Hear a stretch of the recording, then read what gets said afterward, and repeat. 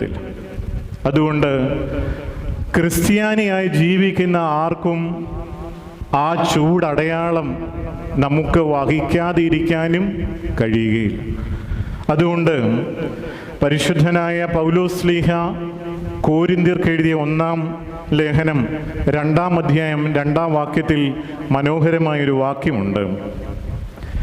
ക്രൂശിക്കപ്പെട്ടവനായ യേശുക്രിസ്തുവിനെ അല്ലാതെ മറ്റൊന്നും അറിയാത്തവനായി നിങ്ങളുടെ ഇടയിൽ ഇരിക്കണം എന്ന് ഞാൻ നിർണയിച്ചു.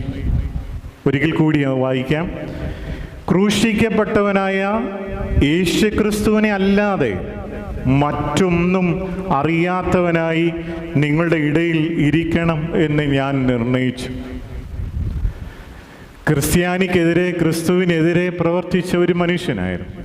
കർത്താവ് തിരികെ കൊണ്ടുവന്നു. അവൻ പറയുകയാണ്,